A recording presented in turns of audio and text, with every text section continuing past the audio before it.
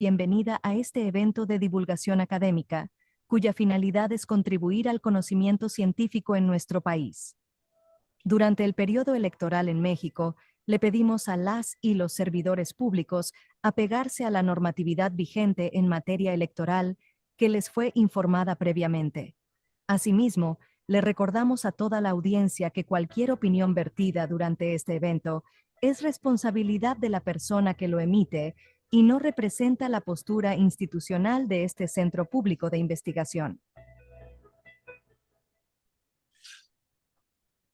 Buenos días a todas y todos las personas que nos siguen en la transmisión de la presentación de este libro, el Lawfare, Golpes de Estado en nombre de la ley, desde la División de Estudios Multidisciplinarios del Centro de Investigación y Docencia Económicas, este Centro Público de Investigación del Consejo Nacional de Humanidades, Ciencias y Tecnología, el CONACYT, pues les damos la más cordial bienvenida y sobre todo agradecemos mucho a Arantxa Tirado, autora de la obra, a John Ackerman y a Milay Burgos, quienes hoy van a estar con nosotras y nosotros en esta presentación de tan importante obra. Y bueno, ya sin más preámbulo, le doy la palabra a mi colega Alberto Tena, quien va a moderar esta presentación. Muchas gracias. Bueno, buenos días a todas y a todos. Mi papel aquí va a ser tener el honor de moderar un poco el debate y la conversación, porque la idea es un poco utilizar, digamos, ¿no? la oportunidad, ¿no?, que tenemos de tener a Arantxa aquí con nosotros, de discutir sobre su libro, pero tratar también, bueno, pues discutir temas de actualidad, tanto regional como global, porque bueno, el tema del lawfare las últimas semanas ha vuelto a ponerse encima de la mesa de debate, ¿no? Entonces, bueno, para la idea es que empiece 20 minutos Arantxa con una primera intervención, después la suceda Milay con otros 20 minutos, finalmente John con unos últimos 20 minutos, después demos a Arantxa la posibilidad de volver a intervenir y a partir de ahí abramos un poco la discusión pues al resto de participantes. Si os parece, voy a leer primero las semblanzas, así luego no interrumpimos la conversación y el discurrir del debate. Entonces voy a empezar con Arantxa Tirado, que es politóloga, doctora en Relaciones Internacionales por la Universidad Autónoma de Barcelona y doctora en Estudios Latinoamericanos por la UNAM. Ha publicado diversos libros, entre los que destacan Venezuela, más allá de mentiras y mitos, de 2019, La clase obrera no Valparaíso, crónica de una desaparición forzada, de 2020, y Desafío, el virus no es el único peligro. En la actualidad es profesora asociada en la Universidad Autónoma de Barcelona e investigadora de la Comunidad de Estudios Latinoamericanos y Caribeños. Milay Burgos, que también nos acompaña hoy, es licenciada en Derecho por la Facultad de Derecho de la Universidad de La Habana, maestra en Derecho por la UNAM y actualmente es doctora por el posgrado de Estudios Latinoamericanos de la UNAM. Candidata a doctora. Sus áreas temáticas de interés son la filosofía del derecho en América Latina desde perspectivas críticas. Coordina el grupo de investigación Filosofía, Derechos y Sociedad, Academia de Derecho en la Universidad Autónoma de la Ciudad de México, junio 2014.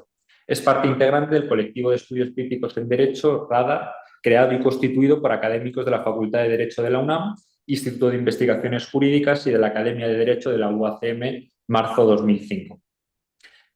Por último, tenemos a John Ackerman, que es director del Programa Universitario de Estudios sobre Democracia, Justicia y Sociedad, miembro del Sistema Nacional de Investigadores nivel 3, investigador titular B definitivo del Instituto de Investigaciones Jurídicas y director editorial de la Mexican Law Review de la Universidad Nacional Autónoma de México.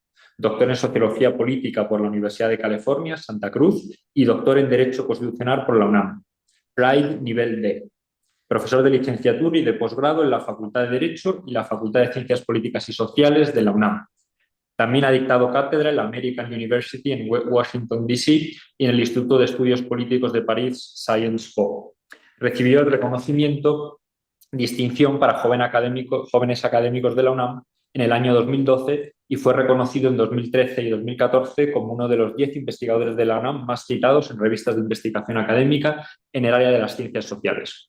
Ocupó la cátedra Alfonso Reyes en la Universidad de la Sorbonne en París, 2014-2015, y es experto en las temáticas de democracia, derecho constitucional, derecho administrativo, rendición de cuentas y participación ciudadana. Autor de una centena de artículos y capítulos de libro. Bueno, con esta mesa de excelencia voy a dar paso a Arantxa para hacer la primera intervención y damos comienzo ya así real a este evento. Bienvenida, Arantxa, muchas gracias.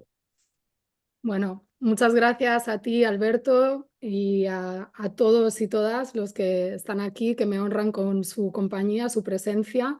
Una mesa de auténtico lujo. Quiero dar las gracias especiales a la doctora Ruth Dávila del CIDE y a la institución por acoger la presentación de mi libro sobre el lawfare y hacer una pequeña corrección, ¿no?, a la presentación que has hecho, que me imagino que hay alguna información que has sacado de Wikipedia o han sacado Wikipedia, porque el otro día justo lo vi y yo no sé cómo se puede informar de que no es cierto.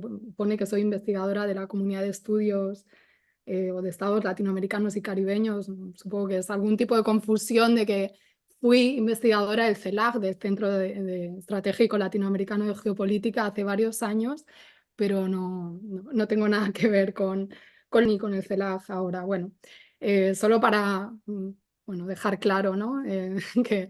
Que no todo lo que hay en Internet es cierto. Bueno, dicho esto, y mis agradecimientos, que siempre son con gran emoción cuando hago cualquier acto en México o con México, por desgracia en este caso en la distancia, pero siempre muy cerca.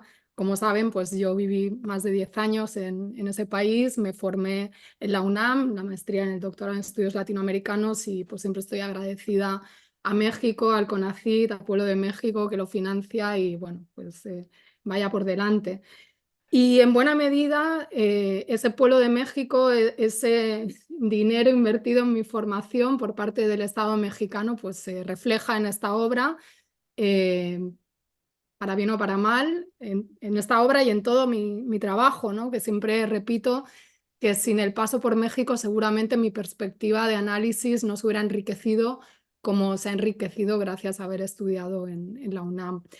Estamos hablando de un libro que salió publicado en 2021, fue un encargo de Ediciones ACAL desde el año 2018, luego se demoró porque se cruzaron otros libros por medio, ¿no?, que atendían a coyunturas más urgentes, aparentemente, y finalmente salió en 2021, pero aunque ya tiene unos años, creo que por desgracia sigue de vigente actualidad y quizás necesitaría hasta reediciones y actualizaciones en algunos de los capítulos y la ampliación de algunos de los capítulos con otros nuevos casos que van apareciendo no solo en la región, en América Latina y el Caribe, ¿no?, que es el foco de atención principal de mi libro, es decir, investigar la guerra judicial o jurídica hacia los gobiernos de la izquierda o progresistas en América Latina y el Caribe, sino más allá, porque lo que hemos visto en los últimos tiempos es que esos casos paradigmáticos que teníamos en mente cuando hablábamos de lawfare, sintomáticamente, pues, o emblemáticamente, mejor dicho, el caso de Lula da Silva en Brasil,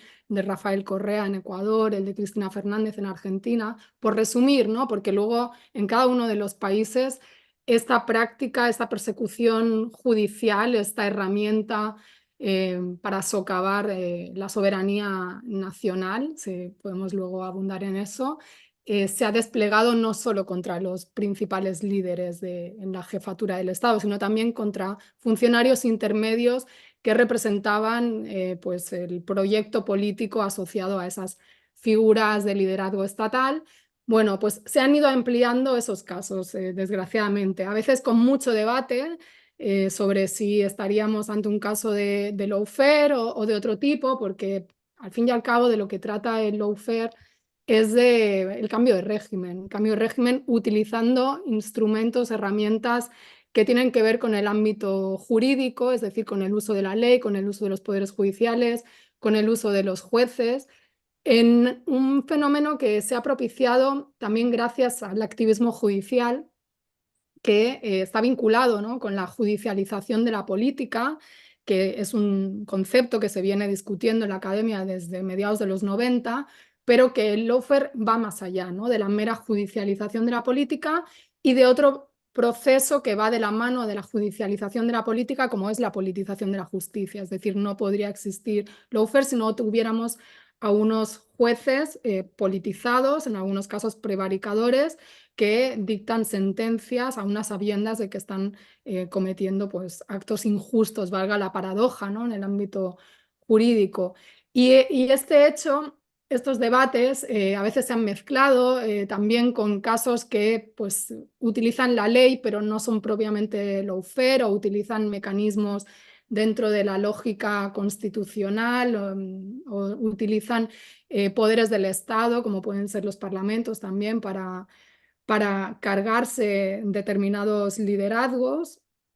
Pero que bueno, hemos entrado ahí, por un lado, en un debate académico muy fructífero, muy rico, que yo celebro, y por otro también con el riesgo de la popularización del término, que ha llevado un poco a que se desdibuje y se acabe utilizando de manera un poco extensiva, lo cual le resta precisión y le acaba restando como la utilidad que tiene en sus orígenes para denotar algo muy específico.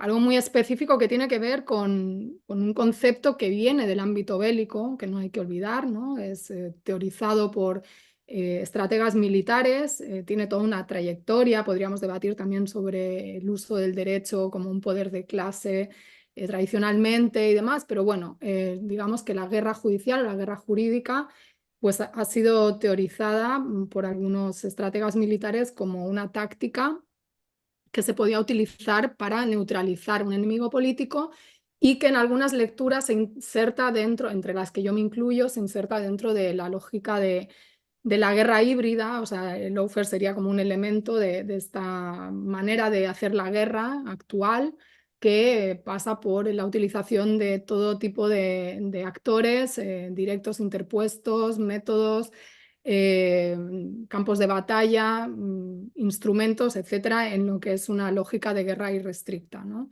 Y ahí se ve la utilidad de la ley para pues, conseguir, a través de algo que tiene la legitimidad, ¿no? de su probidad, ¿no? La ley, además emanado de un poder como es el legislativo, y además vinculados a casos que se abren contra mandatarios a los que se acusa de corrupción, por tanto, a causas dignas, luchar contra la corrupción a través de los tribunales, para socavar paradójicamente el Estado de Derecho y la soberanía nacional, y que nos lleva a unos debates muy profundos que aquí los colegas seguramente podrán abonar en ello con mucha mayor profundidad, ¿no? Como juristas y como especialistas en el área. El lawfare, es importante decir, y con esto voy a ir cerrando, que en América Latina y el Caribe se ha aplicado. Siempre digo América Latina y el Caribe como una malformación o deformación latinoamericanista, ¿no? Para no excluir a la gente del Caribe. Esto no quiere decir que se haya aplicado en el Caribe necesariamente, pero bueno, como área geográfica, si me permiten. Se ha aplicado en América Latina y el Caribe con una voluntad de reconfiguración geopolítica, ¿no? Respondiendo a un momento geopolítico muy determinado, donde pues, Estados Unidos veía retroceder sus intereses a raíz de toda una serie de victorias de diferentes gobiernos de izquierda progresistas, que podemos situar el punto de inflexión en 1998 con la victoria de Hugo Chávez y su asunción del poder en 99, y el cambio de correlación de fuerzas que esto supuso, ¿no? Y también una articulación de los mecanismos de concertación e integración geopolítico que, bueno, pues se quiso desarmar, como se vio después con la alternancia a gobiernos de derecha. Pero no siempre se expresa así, ¿no? Esto ahora en Europa y en concreto en España, donde el término, como apuntaba Alberto, pues se ha vuelto a poner muy de moda, rompiendo ciertos prejuicios, yo diría, de una visión que se tenía. Bueno, sí, esto de la guerra judicial puede suceder en América Latina porque al fin y al cabo, pues son latinoamericanos, ¿no? Estos estados son más débiles, las instituciones, ya sabemos, ¿no? No son como nosotros, que venimos de otra tradición, ¿no? Que tenemos aquí, somos del primer mundo. Bueno, pues ahora resulta que el lawfare ha llegado de pleno a Europa, igual ya llegó antes. Ahí hay también un debate, y al menos en el caso del Estado español tenemos hasta el mismísimo presidente del gobierno pues utilizando el término e insinuando que es víctima de esta guerra judicial, ¿no? Pedro Sánchez, a raíz de las imputaciones que se hicieron contra su esposa por parte de una asociación de ultraderechas en semanas recientes, que ha provocado una crisis que, bueno, está coleando, porque a raíz de esto ha habido declaraciones, como saben, ¿no?, de Javier Milei en este acto de la ultraderecha en Madrid, se han roto relaciones con Argentina, no sé. Pero bueno, es interesante que este tema ha provocado un gran debate, no ya en el momento en que Pedro Sánchez lo asume como algo que también que existía, porque antes se estaban produciendo casos singularmente contra dirigentes de Unidas Podemos, o en concreto más sobre dirigentes de Podemos, que eran ignorados y aunque eran de gran gravedad, bueno, se pasaba por alto, se pensaba que eran cosas que, bueno, estos como son medio bolivarianos, pues están en la lógica latinoamericana y nos quieren colar aquí este término para hacerse las víctimas. Bueno, no. Resulta que en las negociaciones de investidura entre el gobierno español, más bien no el gobierno español, perdón, el Partido Socialista Obrero Español y Junts per Catalunya, el partido del señor Carles Puigdemont, expresidente de la Generalitat en el exilio, pues para garantizar la investidura de Pedro Sánchez y los 7 votos de este partido en Madrid, se hizo un acuerdo donde se incorporó este término de lawfare, abriendo la posibilidad de que en el Congreso de los Diputados español se abrieran posibles comisiones de investigación para dirimir si hubiera habido casos de supuestas prácticas de lawfare, que, bueno, algunos sostenemos que se ha desplegado también contra miembros del independentismo catalán, ¿no?, como estrategia de contención a ese movimiento.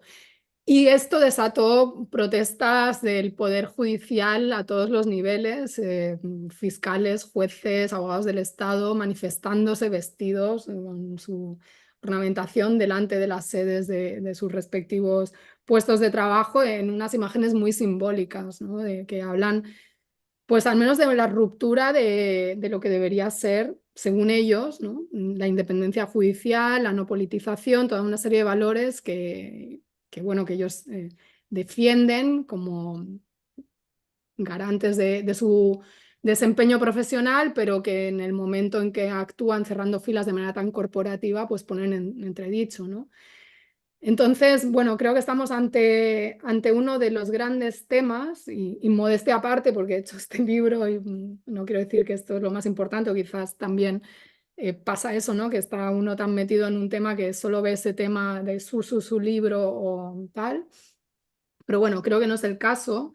Más bien, los hechos están demostrando que seguramente pues hacen falta muchos más libros, muchas más investigaciones, como sé que están haciendo pues personas como Milay y otros colegas en México, para interpretar y dar luz a estos fenómenos que no son solo, ya lo hemos visto, de América Latina y el Caribe, no son solo de España, o sea, es un fenómeno global que plantea, pues, como decía, toda una serie de debates sobre la naturaleza del Estado, de quién es el Estado, si verdaderamente el voto de las urnas es el que manda o hay otros poderes, como ya sabemos, ¿no?, los poderes fácticos que se decía antes, pero que, bueno, que vuelve a tomar mucha relevancia y que, bueno, no sé si puedo decirlo, pero que en el caso de la 4T en México, pues son temas de debate que se han puesto sobre la mesa de manera bastante, yo creo, clara, con todo lo que ha implicado, ¿no?, de respuesta también por parte de los diferentes poderes, y que aquí estamos pues para, desde una perspectiva académica, no exenta obviamente de un compromiso político con la verdad, con la justicia, con la democracia y los principios de igualdad y demás, pues para darlo, ¿no? Y ya está. Gracias. Estupendo, Arantxa, muchísimas gracias. O sea, creo que ya has dado un montón de líneas en los que empezar a conversar. Pero bueno, voy a dar la palabra a Milay otros 20 minutos y continuamos así. Adelante, bienvenida.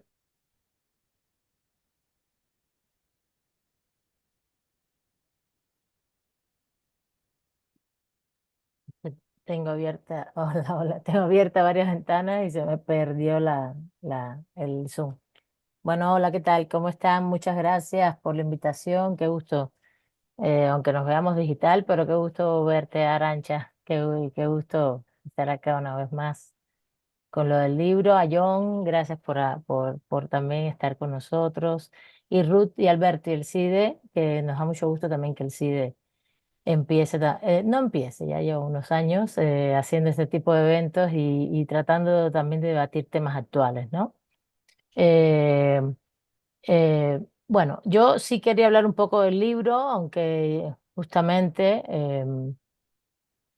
es claro que el libro salió en 2021, como decía Arancha, pero creo que tiene mucha vigencia, la verdad. Y primero quería hablar del libro y después quería hablar de algunas aristas prácticas de lo que está pasando hoy, pues México, también se puede hablar un poco de ese Caribe latinoamericanista que Arancha pone siempre en la mesa. Yo también, como latinoamericanista, siempre hablo de América Latina y el Caribe, y además pues soy parte de él, y, y, y un poco dialogar un poquito más amplio, pero hasta donde me den los 20 minutos y después yo creo que lo práctico también podemos irlo dialogando en el debate, ¿no?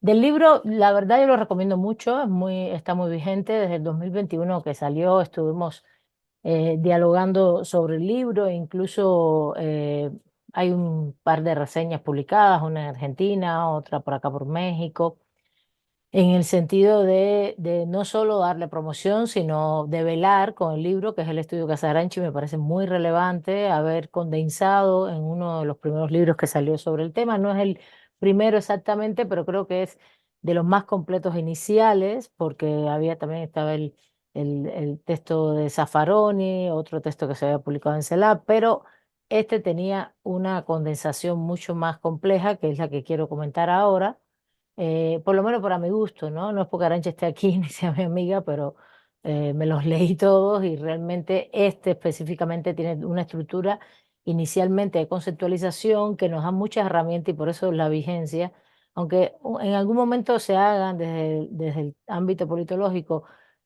textos que trabajen temas contextuales, sigue muy vigente, como ya comentaba. Y toda la parte inicial, que es la primera parte del libro, que es toda la ubicación de definiciones conceptuales y orígenes de dónde viene esta noción de lawfare, guerras jurídicas, es muy importante porque nos da herramientas para seguir analizando la realidad, que es lo más importante también en materia de cuando uno hace un trabajo académico, investigativo, que también tiene una función política. Y evidentemente Arancha, como, no solo como latinoamericanista, sino como politóloga, que es de formación politóloga y muchas cosas más, porque tiene muchas aristas ahí en su formación con estudios latinoamericanos, siempre pone la situación de geopolítica de América Latina y el Caribe, que son los casos que va a analizar en el centro, y respecto a la izquierda, a los gobiernos estos progresistas que siempre que se han debatido mucho desde del siglo XX para acá, ¿no? Del siglo XXI, disculpen, para acá.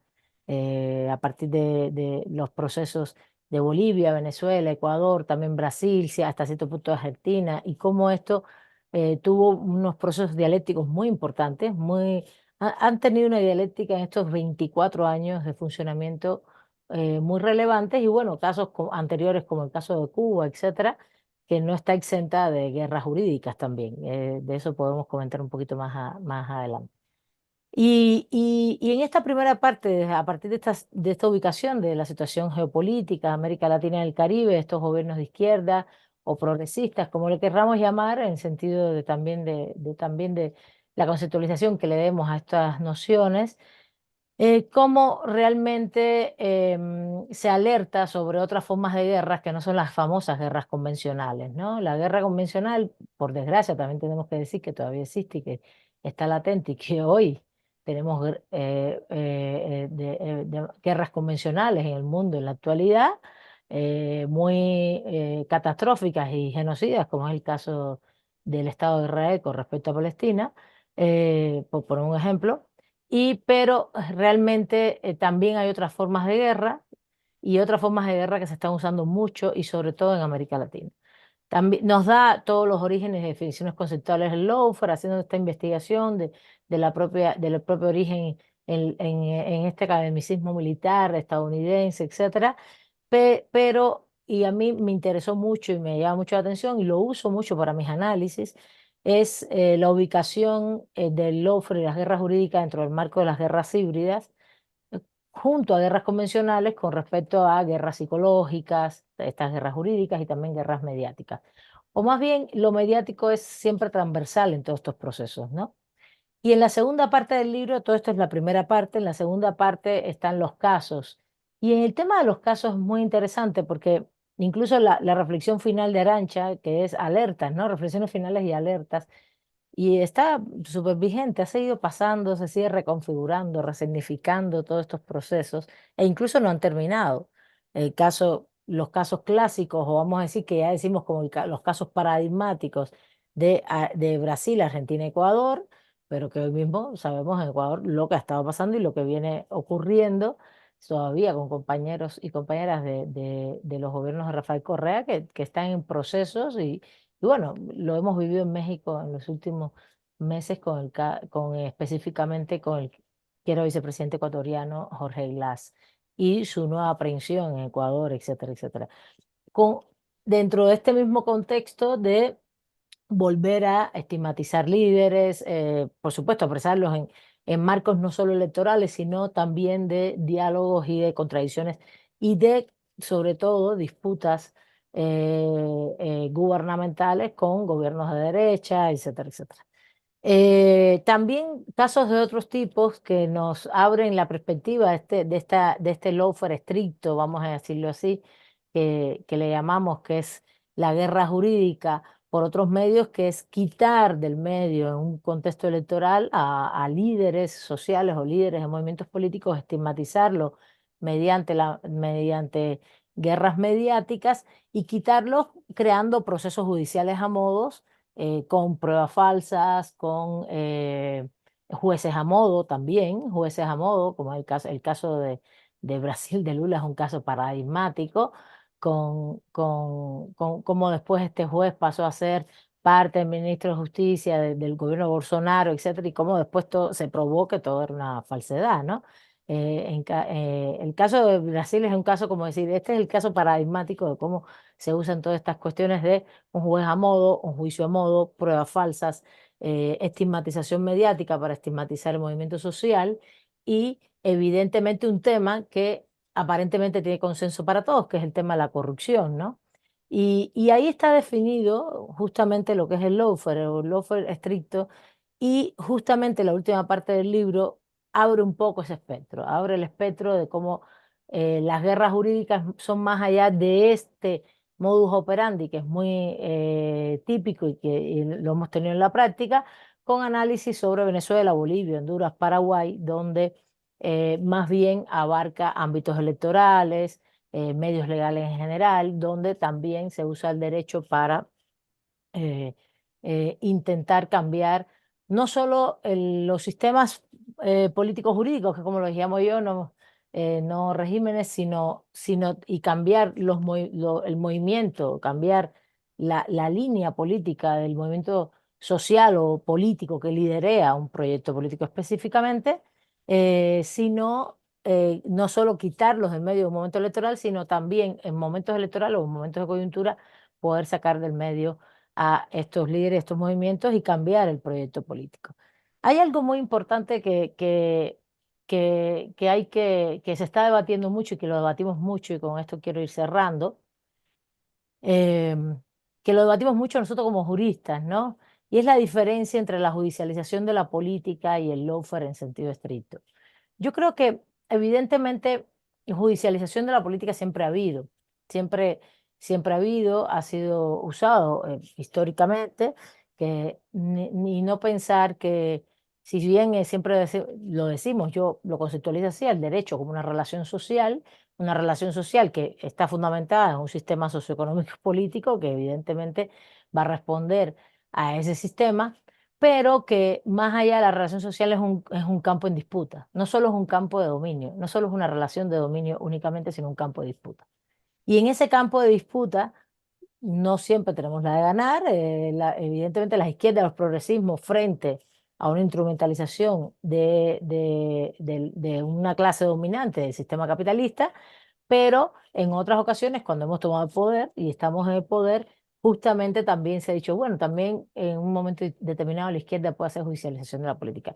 Yo sí quiero, eso es un debate que hemos tenido en los últimos dos años entre académicos y juristas, y yo sí quiero hacer una distinción y por lo menos dar mi posición, y mi posición tiene que ver con la siguiente. Hay un lawfare en sentido estricto, muy claro, que tiene fines, que tiene fines claros, perversos, incluso, así lo hemos llamado perversos, usando incluso una estigmatización perversa y mentiras, fake news, falaces, manipulaciones mediáticas muy claras y pruebas falsas dentro de los juicios que se han reconfigurado en estos últimos años en América Latina y que están muy claros los casos paradigmáticos. Y el proceso de judicialización de la política es un proceso mucho más amplio, donde evidentemente no solo tiene esta vinculación con los momentos electorales, sino, y este ámbito en el momento electoral, sino que también tiene objetivos dentro de lo que hoy también se debate mucho. Creo que allá, Arancha, en el Estado español se ha debatido como gobierno judicial, que es este tema de los papeles, del papel de los poderes judiciales para frenar proyectos antineoliberales, progresistas, etcétera, etcétera. Y también de gobiernos de derecha para frenar proyectos progresistas, que no solamente usan justamente el mecanismo esencial este estricto del lawfare. Yo sí lo quiero distinguir porque en algún momento se ha dicho, no, no, la izquierda también puede hacer lawfare. No, no podemos, no debemos ni ética ni políticamente hacer lawfare porque hay pruebas falsas, hay estigmatización, manipulación de la información en función de pruebas falsas y no deberíamos hacerlo de ninguna manera porque es un proyecto ético-político diferente. Ahí es donde quiero hacer esa distinción y solo dejar entrever, y yo creo que más bien lo dejo aquí y lo llevamos al debate, qué está pasando con México hoy, y si quizás se lo dejamos a John ahí en un diálogo, y qué también está pasando en este ámbito de un lawfare o una desviación de poder en sentido estricto. Ahí estos dos fenómenos se dan, y qué está pasando también con el gobierno judicial o el poder judicial en el caso mexicano respecto a tratar de poder parar el proyecto de la Cuarta Transformación como un proyecto que tiene características hasta cierto punto antineoliberales. Y otro punto que también puedo dejar en la mesa y podemos debatir un poco es cómo las guerras jurídicas van más allá del lawfare, que es lo último con lo que quiero cerrar, que no solamente está el lawfare específicamente, sino las guerras jurídicas de otro tipo, como son medidas internacionales, extraterritoriales o llamadas coercitivas unilaterales, pero que a mí me gusta llamarle como son bloqueo económico y comercial con respecto como el de Cuba, que tiene más de 60 años, o como el de Venezuela, que ya tiene varios años y que ha sido acérrimo. Y que en esto hay un uso también del derecho, además un uso político, además un uso mediático, en el cual afecta mucho y está afectando mucho a nuestras ciudadanías, a nuestros pueblos, en una noción geopolítica de relación con Estados Unidos. Y hasta ahí lo dejo. Muchísimas gracias. Y los invito a leer el libro. Las invito a leerlo. Está en varias plataformas digitales que lo pueden comprar. También está aquí en México en las librerías. También lo pueden adquirir. Y me parece que es un libro para tener en biblioteca como una herramienta para nosotros seguir en este activismo también político, porque si hacemos pensamiento crítico también tenemos que tener cierto activismo político jurídico en aras de transformaciones de las opresiones en nuestros espacios. Muchas gracias.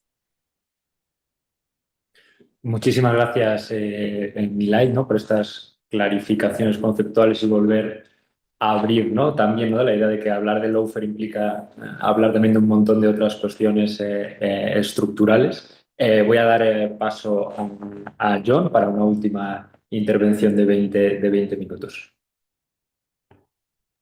Muchas gracias. ¿Sí se escucha? ¿De verdad?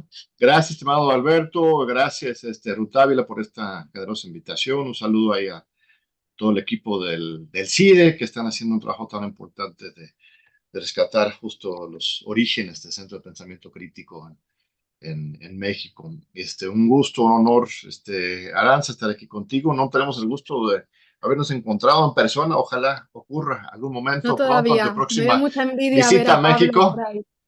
Sí, ven, por favor. La UNAM, que es donde estudiaste, hay que organizar algo acá también presencial, con muchísimo gusto. La gran comunidad estudiantil estaría encantada de dialogar contigo y Milei, pues un gusto, un privilegio como siempre estar contigo dialogando sobre estos temas tan importantes. Tu voz, tu perspectiva es tan esencial en esta necesidad de ir generando un derecho crítico y trabajando con los estudiantes sobre este tema. Pues este libro es muy importante. Yo creo que sí es una lectura obligada para los estudiantes, cualquier ciudadano consciente que esté interesado en el tema del lawfare. Pues ya a los 2, 3 años de que se publicó, pues no sé si usar la palabra clásico, pero sí de referencia muy necesaria, porque justamente como expuso Arantxa, la palabra lawfare pues se utiliza para ya mil cosas, casi es como la palabra democracia o populismo, estas palabras que se insertan en el discurso de análisis político y muy rápidamente pierden su especificidad. Y aquí Arantxa está fijando muy claramente tanto sus orígenes, de estos escritos, bueno, desde antes no conocía estas referencias anteriores al el general, ¿no? ¿Cómo se llama? ¿Cuál es su apellido?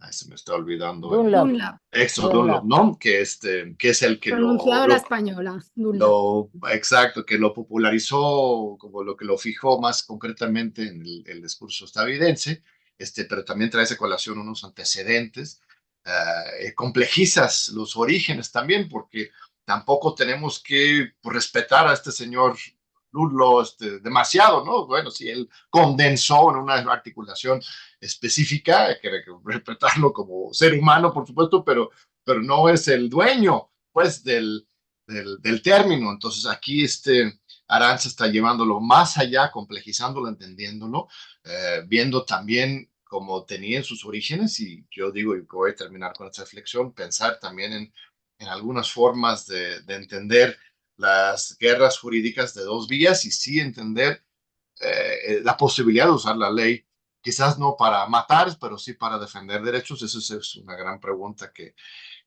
voy a postular al final y que le tengo para Arantxa, si bien no caer en la falta ética que señala mi ley, sí pensarlo en las dos vías, y en sus orígenes pues sí tenía también este elemento, los mismos, el Estado israelí y otros denunciando la utilización del derecho internacional en su contra, ¿no? Y ellos desarrollan un poco esto como una contraguerra. En fin, algunas cosas muy importantes que yo rescataría del libro.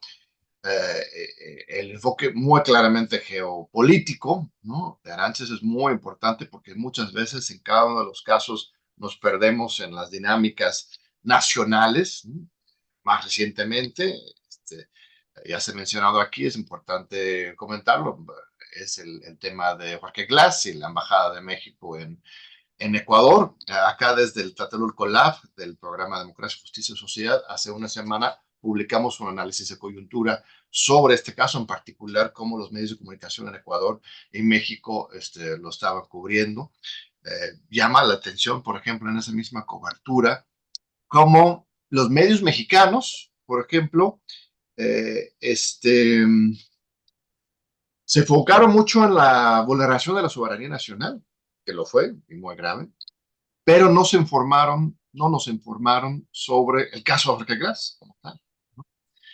Mientras en Ecuador iban todos sobre Jorge Glass y el otro punto pues quedaba en segundo término. En fin, es un estudio muy interesante de Tlatelolcolab, y estudio encabezado por Eloy Caloca en particular, que hay que darle seguimiento a todos, demuestra que hay que darle seguimiento a todas las complejidades de la manera en que se hacen estas coberturas. En conclusión, desde el punto de vista mexicano, se convirtió en un asunto más de orgullo nacional en el presidente de la República y no tanto a favor de la inocencia o en contra de el acoso jurídico contra Jorge Glass. Glass mismo como que no se volvió una figura importante. Ahí tenemos quizás un uso político de la guerra jurídica. En fin, hace pensar muchas cosas este libro, pero la visión geopolítica es central, América Latina y el Caribe. Arantxa inserta esto dentro de una visión de neocolonialismo estadounidense, ¿no? Entenderlo como una continuidad de esta lucha en a las Américas por el control político, económico y sobre los recursos naturales en el patio trasero de Washington, ¿no? Una herramienta más frente a el hecho de que no se puede siempre recurrir a las guerras físicas, las guerras mediáticas, y se complementa con la guerra jurídica. Una reflexión muy interesante también sobre el tema de la división de poderes. Esto es esencial. Hay varias frases y reflexiones muy importantes de parte de la autora sobre la necesidad de criticar y someter a un escritorio público al Poder Judicial, que desde un enfoque de democracia liberal, de derecho burgués, de repente terminamos aislando una cápsula de la pureza al Poder Judicial, como si fuera un sacrilegio, una violación de los principios democráticos, criticar con el mismo fervor y precisión a las decisiones judiciales, como lo hacemos siempre con las decisiones del Poder Ejecutivo y el Poder Legislativo. ¿Qué halo de pureza, ¿no? Existe como para proteger a los jueces, pregunta la autora, de un escritorio público de rendición de cuentas democrática que aplicamos a los otros poderes. De repente hasta nos acusan de ser autoritarios por criticar al Poder Judicial, lo cual es un extremo muy absurdo. Arantxa también entra en esta misma reflexión sobre el derecho burgués, cuál es el papel del Estado, cuál es el papel del derecho, qué papel está jugando en América Latina y cómo lo está utilizando los Estados Unidos y además en Europa. Ella menciona el caso de Podemos, de Pablo Iglesias, de los otros colegas ahí de España. También está el caso reciente de Jean-Luc Mélenchon, ¿no? De France Insoumise en Francia, que hace apenas un par de años allanaron su casa acusándolo de cosas también muy indefendibles desde un punto de vista jurídico, financiamiento de su campaña, un evidente acoso jurídico también directamente en contra de Jean-Luc Mélenchon, a Jeremy Corbyn, también han iniciado juicios en contra, supuestamente por ser antisemita. O sea, una cuestión absolutamente absurda en que Europa cada vez se está latinoamericanizando, ¿no? En ese sentido de la utilización política electoral de la ley. Y esto también nos ayuda a América Latina a entender que, como bien señaló la autora al principio, que no es una cuestión de subdesarrollo jurídico, sino es una parte de una estrategia hegemónica internacional. El tema de lo público y lo privado también me parece muy importante. Arantxa menciona por qué cuando hablamos, por ejemplo, del caso de Brecht, otros casos, siempre estamos hablando sobre los políticos supuestamente corruptos. En México vemos a Brecht un poco diferente porque pues, aquí fue Peña Nieto, no fue de izquierda, sino Videgaray y Peña Nieto, que sí fueron corruptos y no terminaban en la cárcel, ¿no? Es justamente como la contracara de esa situación, pero estamos siempre hablando de los gobernantes, ¿no? ¿Qué pasó? Supongo que Odebrecht, el señor, sí está en la cárcel, no sé, hasta te lo preguntaría, Arantxa, no sé, ni sabemos, no se reporta. Deberían estar en la cárcel docenas, cientos de empresarios del más alto nivel que estuvieron cómplices en este proceso, porque sí existió un negocio corrupto de parte de Odebrecht. En México nos consta que se utiliza para atribuirle responsabilidad a Lula, a otros líderes, a mismo Jorge Glass, ¿no? En una guerra jurídica, ¿no? Justamente queriendo distraer la atención de los verdaderos culpables que fueron los grandes empresarios, ¿no? La utilización de justo tema de combate a la corrupción por los Estados Unidos es también muy interesante. Creo que fue justo después de que lo publicaste, aunque lo mencionas en general, la idea de la corrupción como seguridad nacional de los Estados Unidos. Hace un par de años, en 2022, seguro lo tienes mucho mejor ubicado que yo, pero Biden publicó un nuevo decreto presidencial, o no sé cómo lo llaman ellos, en que formalmente ya se decretó que el combate a la corrupción es un asunto de seguridad nacional, ¿no?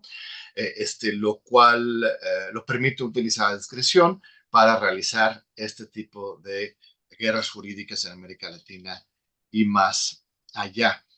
El tema del asesinato de la personalidad, ¿no? De ir por los liderazgos, es algo central, es algo central que Arantxa expone tanto teórica como prácticamente, y su relación, desde luego, con los medios de comunicación, ¿no? Cuando hablamos del caso de México, le agradecemos mucho, bueno, yo agradezco a ella y todos los mexicanos debemos agradecerle a Arantxa, y seguramente viene de que estuviste aquí, al fijar como el primer momento, uno de los primeros momentos, al desafuero de Andrés Manuel, ¿no? Eso es central. 2004, 2005, quisieron descarrilar la candidatura de Andrés Manuel para la presidencia de la República en 2006 por medio de una guerra jurídica, ¿no? Lo quisieron meter en la cárcel, le aplicaron el desafuero, durante un momento sí iba a estar eliminado de la contienda, y al superar ese desafuero y esa guerra jurídica fallida en 2004 a 2006, Andrés Manuel, queremos pensar, ¿no? Se blindó de la aplicación posterior. Fue un poco al revés, como se lo quisieron aplicar desde antes de que llegara a la presidencia. Llegó un poco curado en salud, ¿no? Para el proceso electoral que vendría después. Aunque lo que hemos estado viendo en estos últimos años, retomando lo que dice Milei, es justo una guerra jurídica, ¿no? Que no es necesariamente un lawfare porque no ha sido personalizado. Veremos qué pasa después. Ahora que salga Andrés Manuel, seguramente lo van a querer encarcelar. Lo han estado intentando recientemente en contra, por ejemplo, de Hugo López Gatell, ¿no? Queriendo adjudicar la responsabilidad directa y personal sobre los muertos de la pandemia. Seguramente lo entenderán después, pero lo que han aplicado en estos últimos años más bien es la estrategia de bloqueo jurídico, en contra del Tren Maya, en contra del aeropuerto, en contra de las grandes obras de la 4T, que está relacionado pero evidentemente también tiene aristas y características diferentes, como señala Milei, y que podría ser un buen camino para avanzar en las investigaciones de todos los juristas críticos. Tenemos la cena reciente organizada por la ministra presidenta de la Suprema Corte en diciembre, y en general la actitud de la Corte hoy en contra de las políticas de Andrés Manuel López Obrador, la 4T, es la reacción frente a la llegada a la Suprema Corte de una ministra del pueblo. Ya se asumió ayer misma Leña Batres este concepto, la ministra del pueblo, alguien que rompe totalmente con el esquema clasista y burgués de la integración de la misma Suprema Corte de Justicia. Tú mismo mencionas eso muy claramente, que no solamente que decide a favor del poderoso, sino la integración misma de las Suprema Corte suelen tener un carácter de clase, y ahí la llegada de Leña genera un nuevo contexto, y le han estado aplicando un embate mediático. No se ha convertido en uno jurídico todavía, pero este tema es absolutamente actual en este momento. Unas reflexiones coyunturales para rematar, para terminar, para invitar a la discusión, a ver si Arantxa todavía tiene un poco de tiempo para dialogar. La pregunta sería, ¿el retorno a la guerra física? Bueno, pues nunca se fue, pero ahora ya más presente que nunca, tanto entre Israel y Palestina como entre Rusia y Ucrania. Esto obviamente implica una reconfiguración geopolítica global, y no sé si esto implique, pues ahora sí, el fracaso de la guerra jurídica colonial de parte de los poderes, y o sea, ¿qué implica la nueva coyuntura en esta materia? Hace 2 días, la Corte Penal Internacional, la procuradora o procurador, no sé si es hombre o mujer, presentó cargos, ¿no? En contra de Hamas, por un lado, pero también en contra de Netanyahu, ¿no? Entonces, de repente pareciera que el retorno a la guerra interimperial tan explícita, de repente ya da algún espacio quizás, o quizás nada más una cortina de humo, a la utilización de la ley para defender las causas sociales, para no decirle guerra jurídica. Y esto es una discusión más grande que mencioné al principio. O sea, una guerra siempre tiene dos lados, ¿no? Hay guerras justificadas y no justificadas, hay guerras justas, hay guerras no justas, hay levantamientos armados, justificados, no justificados. ¿No te parecería que ya sería momento para pues escribir un segundo libro, Aranza? Has escrito muchos, pero te ayudamos, lo hagamos juntos, pues justamente del otro lado, de la guerra jurídica, desde abajo, desde la izquierda, el constitucionalismo de avanzada de Ecuador, de Venezuela, de Bolivia, unas razones por las cuales tienen que quitar a esos líderes, porque ellos encarnaban, materializaban estas nuevas constituciones revolucionarias, transformadoras, en particular Bolivia, Ecuador y Venezuela, ¿no? Entonces, no sé cómo pensar eso sin caer en las mismas estrategias, ¿no? Milei, muy correctamente, no queremos hacer lo mismo que ellos, ¿no? Es cuestión de bajar a su nivel, ¿no? Ahora de ser tan sucio como ellos, la utilización de la ley, pero también podemos estar en la lucha del combate, ¿no? Y la última pregunta es, ¿qué opinas de Trump? ¿No? Yo creo que ahí hay una guerra jurídica en contra de Trump, pero Trump sí es culpable, sí es un antidemócrata, entonces, pero también le están dando un uso político, que le está sacando provecho. En fin, es nada más como un caso más reciente que me encantaría escuchar qué opinas al respecto, Aranza, de esa. Porque Trump está diciendo, yo fui presidente, yo soy impune, ¿no? Nada de lo que yo hice como presidente debería poder adjudicármelo, acusando al otro lado justo de guerra jurídica. En fin, pongo ahí esas provocaciones sobre la mesa y muchas gracias, querida Ruth, Alberto, Milei y Aranza. Muchísimas gracias, John. Milay, por favor, Milay. Perdón, Milei.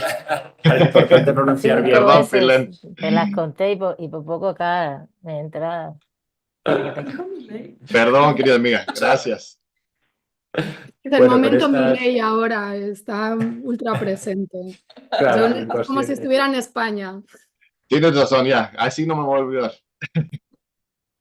Bueno, con estas preguntas que empieza a lanzar John, no sé si primero a lo mejor dar la respuesta, una palabra a Arantxa. Es que se relaciona lo que... Sí, o si no, si te parece, Arantxa, abrimos primero el debate, porque también hay como casi 40 personas que están siguiendo en YouTube y hay alguna pregunta allí. Entonces, Pero si no quieres, 40 abrimos un preguntas, poco. ¿no? Digo, bueno, ya Bueno, estamos. bueno, ahora tengo que revisar bien, pero En lo que revisas voy a comentar. exacto, te damos la palabra a Ruth para recoger así algunas cosas. Gracias, no, bueno, pues muchas gracias a todas, a todos por sus presentaciones muy interesantes.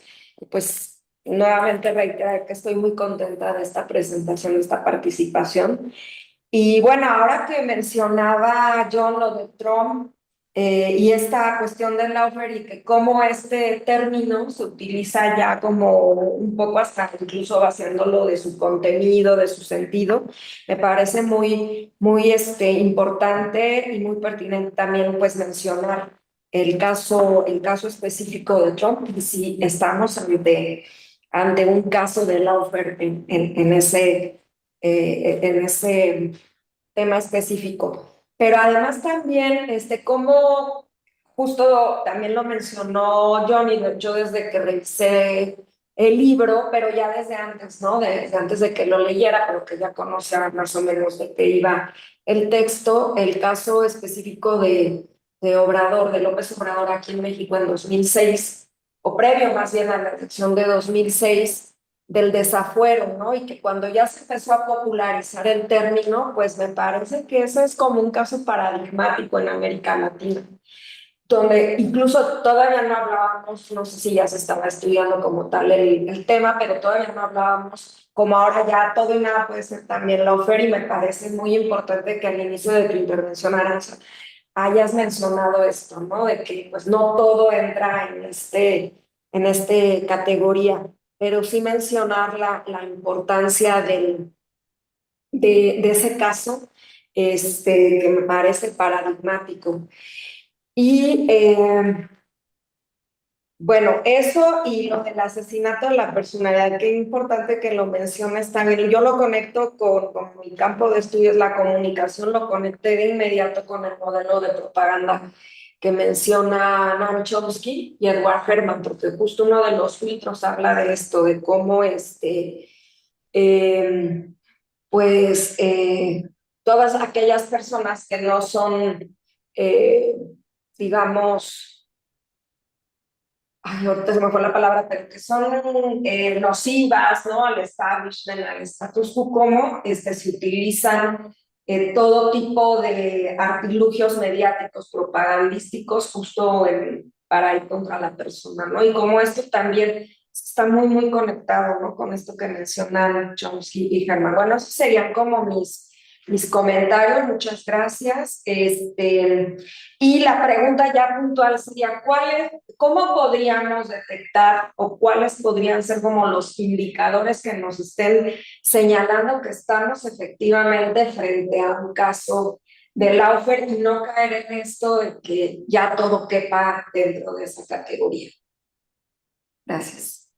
Estupendo, muchas gracias, Ruth. Te voy a leer 3 preguntas, bueno, agrupar algunas. Bueno, la primera es de nuestro compañero Josafat Hernández, que no ha podido estar, que es aquí también de la división, que tenía una presentación de un libro suyo, pero que está siguiendo muy entusiasta la presentación. Entonces se pregunta, dice, ¿por qué en diferentes países latinoamericanos el poder judicial se ha convertido en un bastión reaccionario? ¿Por qué en diferentes experiencias progresistas no se ha logrado democratizar este poder? Y luego una pregunta que también decía un poco más abajo, que dice, ¿qué consecuencias tiene la normalización del lawfare? La normalización del lawfare conduce al enrarecimiento de la democracia, la formación de situaciones postfascistas favorables al discurso de odio. Estas son un poco las preguntas ¿Puedes de... repetir? ¿Puedes repetir, perdona, Alberto? Sí, la segunda pregunta o las dos. La segunda, la segunda. La segunda, sí. Dice, la normalización del lawfare conduce al enrarecimiento de la democracia y a la formación de situaciones posfascistas favorables a discursos de odio. Esta es la pregunta. Luego hay un par más, una de Araceli Mondragón, que bueno, dice, saludos a todos, me parece interesantísima la puntualización de Milay de que el lawfare es un instrumento político de las derechas y no de las izquierdas. Me gustaría que fundamentaran más este aspecto, ¿no? Que va un poco en la línea de lo que estábamos conversando. Y por último, el comentario de Hugo Rivera, que dice, ¿será que el Poder Judicial es una herencia desde la colonia, donde los jueces son considerados de otra clase, tanto moral como económica, y por ello es más cercano al poder económico? Creo que también preguntas muy interesantes. No sé si queramos terminar. Yo también tenía un pequeñísimo como comentario, pregunta. O sea, bueno, lo primero, bueno, agradecer a Arantxa, que es un verdadero lujo poder escucharla aquí en el CIDE, ¿no? Y esta mirada como analítica, crítica, profunda, de tratar de entender, pero desde una perspectiva política clara, ¿no? Y digamos, tomando postura, ¿no? Por los fenómenos que uno está mirando. Creo que esto es fundamental y es lo que aquí en la división estamos tratando como de fomentar. Y en este sentido también, bueno, recordar un poco la valentía en este primer momento de cuando publicaste el libro y este no era un tema que estaba todavía en el centro, por lo menos en España, ¿no? Cuando lo publicaste yo lo vi desde allá, y que bueno, que me dio mucho gusto escuchar al presidente del gobierno utilizar esa palabra y un poco obligar un poco a todo el mundo a discutir sobre el tema, ¿no? O sea, creo que esto ha sido un gran avance y bueno, y por eso para poner en valor, digamos, esta visión y claridad que tú tuviste y valentía también, ¿no? De querer hablar del tema y colocarlo en el centro, ¿no? Y creo que hoy estamos aquí es un poco también fruto de esa valentía.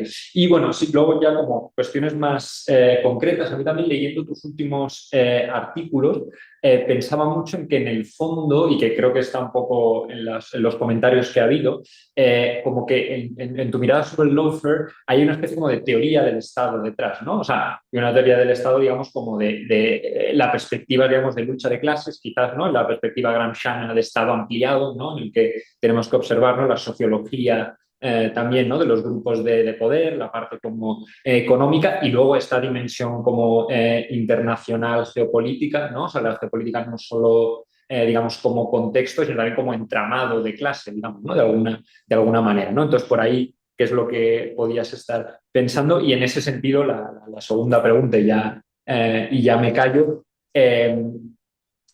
cómo pensar las resistencias, ¿no? O cómo evitar esta guerra judicial, ¿no? Y en esta medida, ¿qué papel tiene también el internacionalismo, digamos, desde la izquierda, ¿no? Y las alianzas globales, digamos, tanto regionales como con Europa para poder combatirlo. Estas serían mis preguntas y creo que te cedo la palabra para intentar en lo que puedas recoger un poco todo esto. Muchas gracias, Arantxa. No, al contrario, a ustedes, ¿cuánto tiempo tengo? ¿Cuántas horas? No, bromas aparte, bueno. Encantada con todas las intervenciones y las lecturas tan generosas y también que me aportan visiones y reflexiones que quizás yo no había hecho sobre mi propio trabajo y sobre el fenómeno en sí, ¿no? Es un lujo, la verdad, cuando se plantean estos eventos que más allá de la presentación de un libro es como la excusa, ¿no? De hablar de un libro para en realidad hablar del fenómeno y hablar de muchos más temas que están conexos ahí al fenómeno. Uno que yo no he explicitado claramente, pero que conecta con mis preocupaciones, trabajos previos y con mi esencia personal y política es el tema de la clase social. Claramente, sí. Alguien preguntaba si el Poder Judicial es un bastión reaccionario. Pues desgraciadamente hay una mayoría conservadora en los poderes judiciales del mundo, pudiéramos decir, y seguramente si rascamos un poco eso tiene que ver con una conformación de clase determinada, como otros poderes del Estado. Aunque no esté de moda, en los últimos tiempos quizás sí, ¿no? Se ha reactivado esta visión de clase, sobre todo desde la izquierda, después de un tiempo de quizás de abandono, de complejización, ¿no? Del análisis de clase, añadiendo otros elementos que quizás no se habían puesto tanto en el centro. Bueno, pues en los últimos tiempos yo creo que nadie que se quiera aproximar de manera seria a las ciencias sociales puede dejar de hacer un análisis de clase de cualquier fenómeno que abarque a las ciencias sociales, ¿no? Que esté en nuestro ámbito de análisis, porque sin caer en un reduccionismo de clase, pero ¿cómo entiendes este conservadurismo? ¿Cómo entiendes que al fin y al cabo hay una reproducción de élites, hay unos mecanismos de reclutamiento en determinados poderes, si se ve incluso en los partidos políticos donde se plantean grandes diferencias? Hablo de la izquierda, a la hora de quién puede participar en igualdad de tiempo, ¿no? Si hay gente que tiene personas a cargo, cuidados, si eres mujer, si tienes que trabajar en una fábrica o tienes un trabajo pues como los que estamos en la universidad, ¿no? Que también hay clases ahí dentro de la universidad, pero bueno, que estás más familiarizado con el debate de ideas, entonces eso te da una serie de herramientas que te posiciona dentro de un partido en detrimento de otro perfil de trabajadores. Todo eso hace que en el caso del Poder Judicial en España, sin entrar ya en las herencias que tenemos del régimen anterior, de la dictadura franquista, y cómo de un día para otro pasamos a ser democráticos, pero manteniendo instituciones a las que se les cambió el nombre y personas que no tenían formación democrática y que trataron, o más bien las pusieron a pues, aplicar leyes que no tenían nada que ver con el mundo en el que se habían formado. Pues todo esto, incluso hoy en día, décadas después, tenemos un porcentaje muy alto de personas que provienen de entornos favorables, favorecidos, que no tienen que trabajar a la vez que estudian, y que esto habla de un sesgo de clase y aparte de un diseño de unas oposiciones de acceso a la carrera judicial, a la carrera fiscal y demás, que, bueno, que han sido altamente criticadas y que se han propuesto desde los partidos de izquierda pues transformar, ¿no? Para poder democratizar ese acceso. Hay propuestas, yo sé que en México está la reforma por parte del presidente López Obrador, que también ha sido muy, pues criticada lógicamente por el Poder Judicial, que es curioso porque también Cristina Fernández, víctima de lawfare, hizo su reforma judicial en una lógica de democratizar el acceso al Poder Judicial, ¿no? O sea, es curioso, y hay países donde pues, se puede votar. ¿Qué sucede con el Poder Judicial? Que es un poder muy hermético, con altas dosis de corporativismo, creo que ya lo he dicho, y que quizás esté bastante incapacitado para ser crítico consigo mismo. En términos generales esto nos pasa quizás a todos los seres humanos, pero con estos poderes que parece que se arrogan como eso, un aura, como explicaba John, que yo ahí apunto, ¿no? Un halo no sé, hasta un conocimiento mágico que proviene también del conocimiento técnico, que está muy alejado de los conocimientos que puede tener pues cualquier ciudadano, ¿no?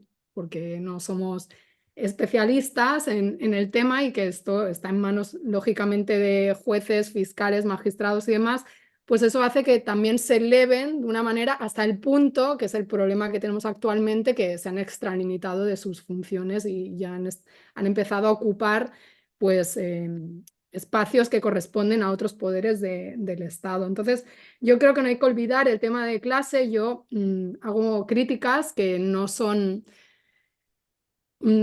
compartidas y sobre todo desde el poder político no se suelen hacer, salvo excepciones. Yo creo que ahí el presidente López Obrador ha sido muy valiente, ¿no?, al plantearlo, aunque le han caído muchísimas críticas de autoritarismo, entre otras, porque creo que hemos de ser irreverentes con los poderes establecidos y también quizás un poco lo que dice Alberto que detrás hay como una conceptualización del Estado o de las relaciones que existen en el Estado y cómo deberían ser diferentes, no teorizada explícitamente ni elaborada realmente de una manera seria, ¿no?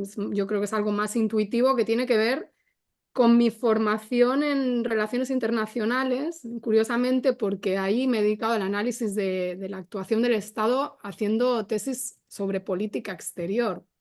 Y en política exterior, una cosa que a mí me chirriaba muchísimo es este concepto del interés nacional, que es otro concepto abstracto bueno, que permite a las personas que toman decisiones en nombre de los pueblos, a los representantes políticos o al entramado administrativo que hay dentro de los estados, algunos funcionarios que persisten con independencia de la alternancia gubernamental y que elaboran las políticas públicas también en el ámbito de las relaciones internacionales, como son las que tienen que ver con la política exterior, que sabemos que son bastante estatales y poco gubernamentales, o sea que hay mucha continuidad.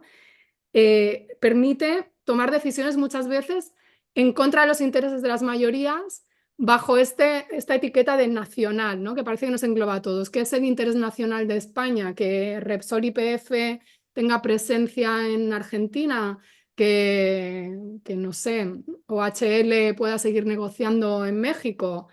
Pues seguramente no. Eso es el interés nacional que corresponde a los intereses de una clase dominante que tiene su correa de transmisión, ese poder económico en determinados mandatarios, bien porque son directamente que vienen por las puertas giratorias, ¿no?, del mundo privado al mundo público, o bien porque pues, reciben las presiones de ese poder económico porque es tan apabullante que se trata de mezclar, ¿no? Si le va bien a una gran empresa, en el caso de España, las empresas del IBEX 35, pues le va bien a España, aunque luego las empresas del IBEX 35 se reúnan con un señor como Milei, ¿no?, que puede tomar decisiones que van en contra de los supuestos intereses nacionales de España. Bueno, en fin, que esta paradoja de tener toma de decisiones bastante de espaldas a la fiscalización de los pueblos, e incluso contrarias a los intereses de los pueblos, es algo que me hace ver de manera crítica seguramente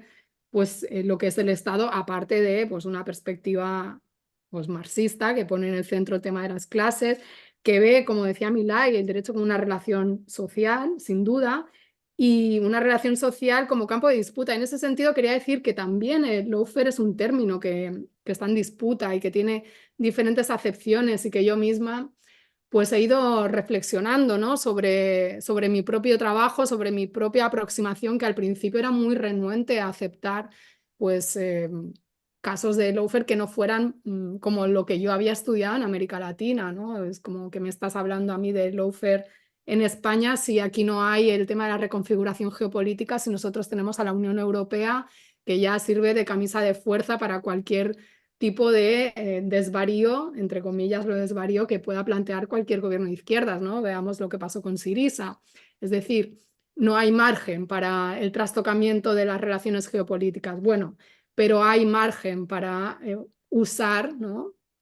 El derecho, la ley, para pues, socavar liderazgos, para sacar del tablero de juego a adversarios conceptualizados como enemigos y aplicarles la lógica del enemigo y neutralizarlos o acabar, pues no con su vida física, pero sí con su vida política. Entonces, ¿qué quiero decir? Que bienvenido el debate, ¿no? Que tampoco nos quedemos, como decía, me ha gustado mucho esto que decía John Ackerman de, bueno, no es el dueño del término el general Dunlap, pues nadie es el dueño del término, porque como otros términos en las ciencias sociales, esto me gusta recordárselo a mis alumnos, pues están ahí para cuestionarlos. Obviamente tenemos que conocer la tradición, los debates teóricos, para poder aportar nosotros nuestro cuestionamiento y nuestra perspectiva, ¿no? No llegar aquí los últimos de la fila y decir, no, todo esto que han dicho, sin saber lo que han dicho los otros, yo digo que esto es así. Bueno, tampoco, ¿no?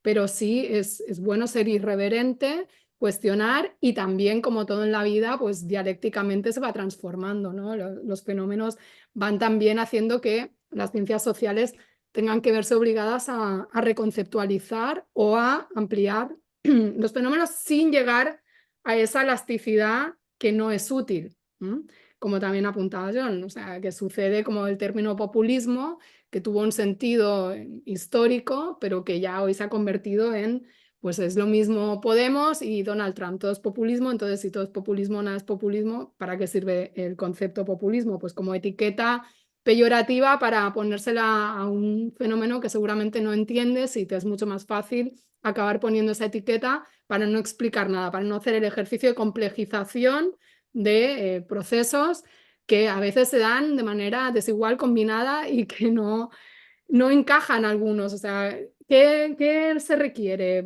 Alguien preguntaba, creo que era Ruth, ¿cómo saber si estamos ante un caso de lawfare? Si puede, y lo enlazo con esa pregunta, si puede haber un lawfare de izquierda o de derechas. Yo estoy con Milay, yo creo que el lawfare es contra la izquierda. ¿Por qué? Porque un elemento central que vemos es la animadversión de los poderes económicos o de un sector de los poderes económicos hacia un liderazgo que puede ser en la figura de un jefe de Estado o un liderazgo intermedio o un proceso de transformación, ¿no? Sea una 4T, sea el correísmo, el concepto de kirchnerismo, etcétera. Entonces, eso por un lado. Luego, es muy importante esta posición ética, no es que la izquierda sea superior éticamente, o sí, no lo sé. Tampoco quiero caer en eso de no poder ver, ¿no? Críticamente a la izquierda, porque en nombre de la izquierda y del comunismo y del marxismo y de tantas cosas han hecho atrocidades a lo largo de la historia.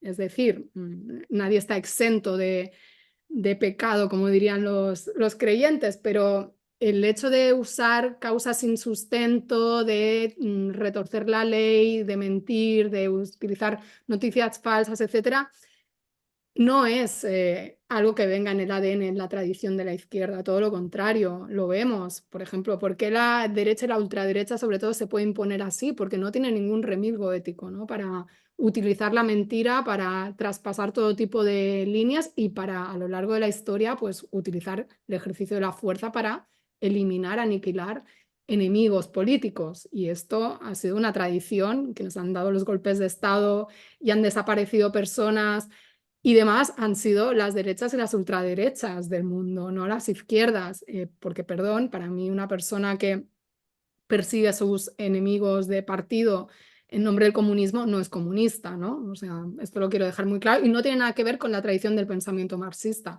aunque haya quien se quiera rogar, pues que eso es el marxismo-leninismo encarnado, pues yo creo que no, y ahí es un debate que tenemos que dar en la izquierda y una defensa de lo que realmente es la tradición de pensamiento, aunque haya habido praxis pues diferenciadas.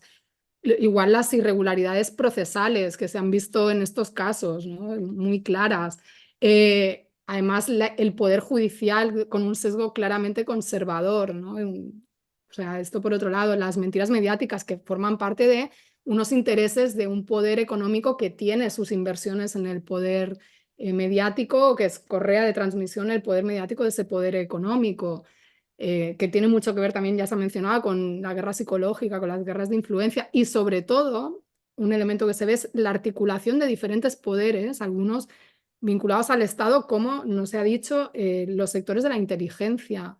En el caso de España, lo que hemos visto es operar a lo que se llaman las cloacas del Estado, o sea, es lo que sería en Estados Unidos, y ahora voy a Donald Trump, el Deep State, ¿no? Es sectores de la policía patriótica, pero no solo la policía patriótica, sino el Centro Nacional de Inteligencia o gente que no se sabe si trabaja para el Centro Nacional de Inteligencia o no, pero que vienen desde la época franquista, que hacen trabajos sucios, pero esto también lo hemos visto en Argentina y esto también lo hemos visto en Ecuador. Y si empezamos a tirar, también lo hemos visto en Brasil, ¿no? Con sectores de la inteligencia estadounidense, ni se diga ya, bueno, decía yo en el tema de Odebrecht y demás, no sé, creo que llegaron a un acuerdo y salieron de la cárcel, pero tendría que corroborarlo, pero Estados Unidos con el tema este de la seguridad, vinculándolo a su, bueno, la corrupción vinculándolo a la seguridad y todo esto. También recordemos que tiene una ley desde el año 77 que le permite la injerencia, ¿no?, en terceros países en aras de la lucha contra la corrupción, ¿no? La ley de prácticas corruptas en el extranjero, que es la que se activó para intervenir en Brasil con el caso Odebrecht.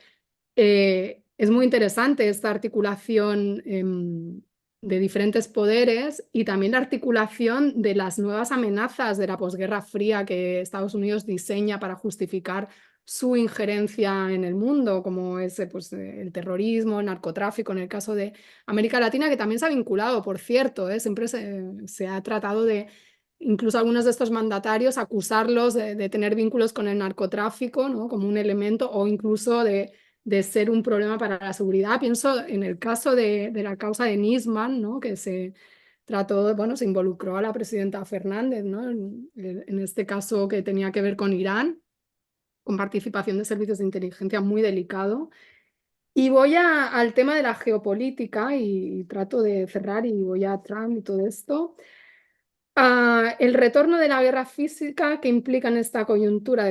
Bueno, yo creo que hay un recrudecimiento en la disputa por los recursos, que ahí en el libro pues hago algunas reflexiones, no en vano no podemos disociar este auge de lawfare, cargarse determinados proyectos y abortarlos, con la mayor presencia de China en América Latina y el Caribe, con la disputa por recursos estratégicos en el marco de, bueno, pues sabemos, ¿no?, un capitalismo fósil que tiene que buscar nuevas energías supuestamente limpias, que no son tan limpias, que dependen de estos recursos minerales, materiales. América Latina es un reservorio. Y todo el planeta, ¿no? Todo el planeta va a, no sé si a estallar, pero bueno, ahora en Europa se están planteando debates que seguramente hace unos años nos hubieran parecido inverosímiles, como la posible movilización de personas para ir a la guerra, o sea,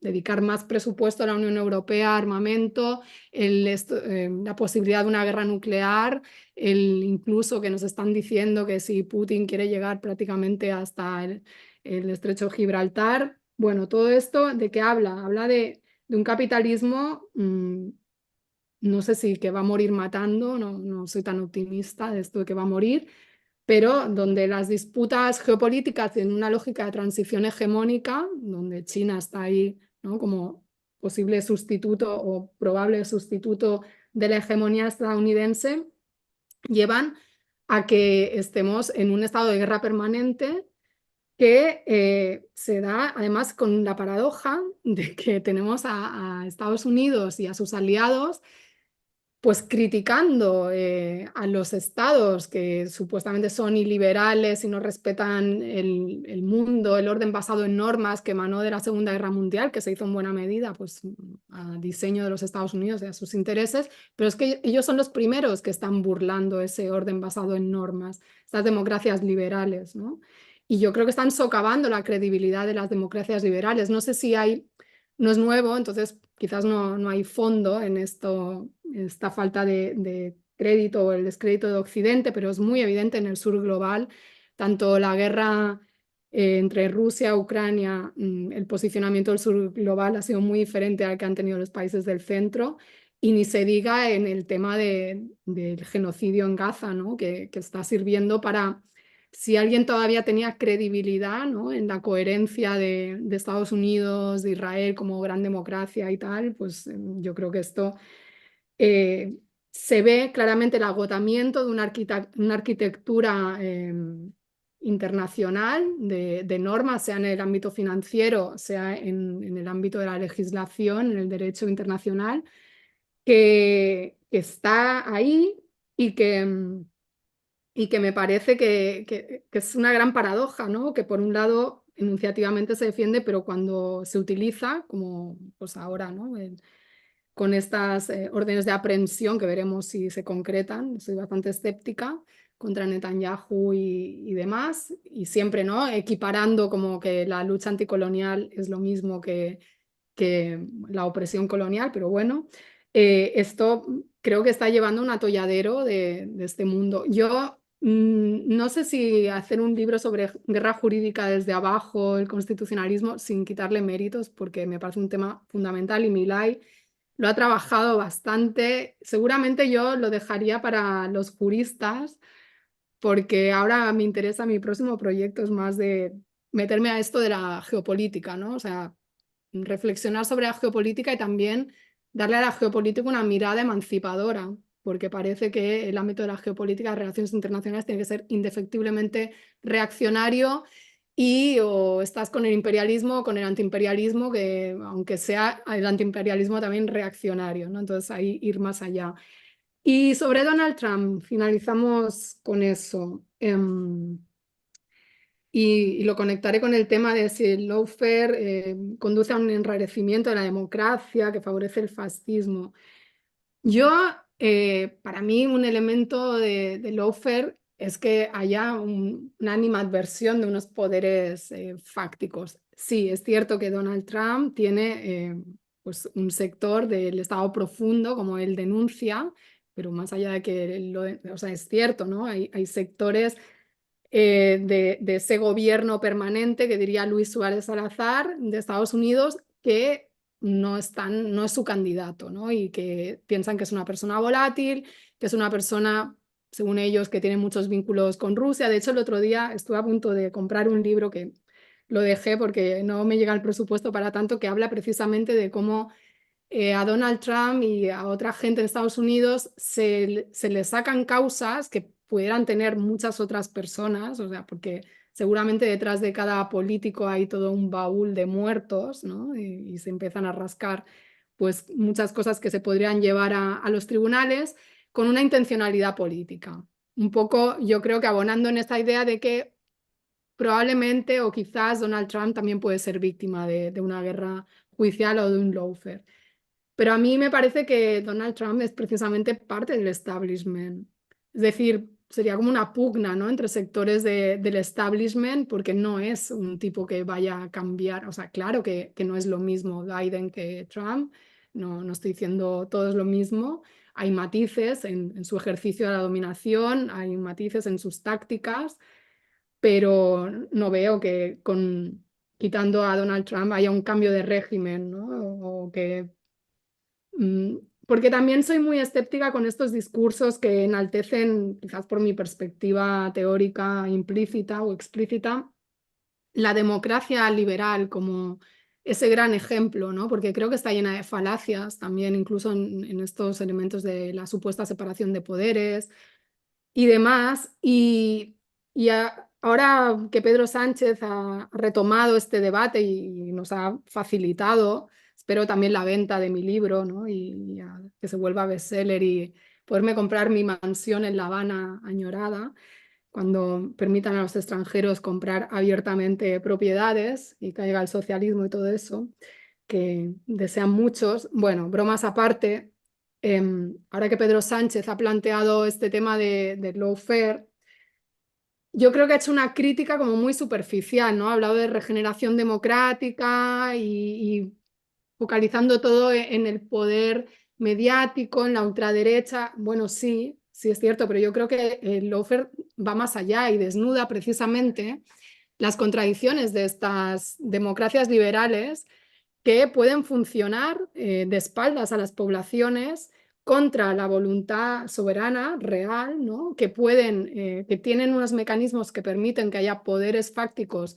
que gobiernen de facto, valga la redundancia, sin presentarse a elecciones, y que en determinado caso, si eso no les sirve, porque llega un mandatario, una mandataria que tiene un proyecto que, recordemos, generalmente no es revolucionario, son reformas que en otro momento histórico se hubieran, al menos en Europa, bueno, estarían dentro de la agenda socialdemócrata y tal, ¿no?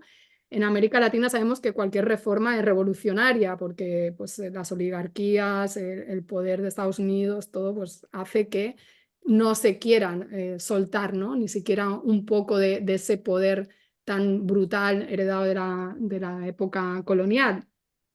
Pero bueno, que estas democracias que realmente, como decía Ellen Macy Wood, ¿no?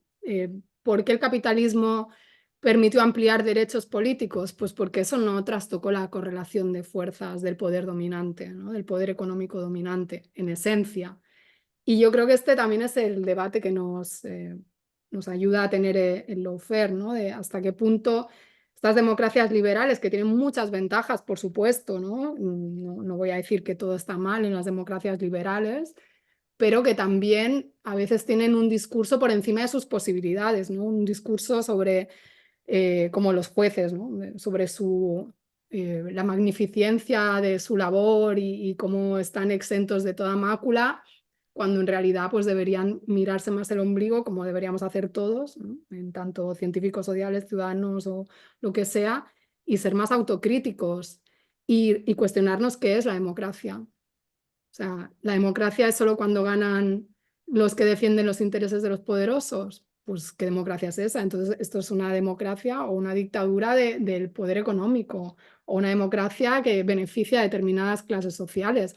Pero cuando, como hemos visto en América Latina y el Caribe, se han movilizado en las poblaciones para hacer suyo el poder político, ni se diga el poder judicial, si alguna vez han podido, ¿no? O el poder...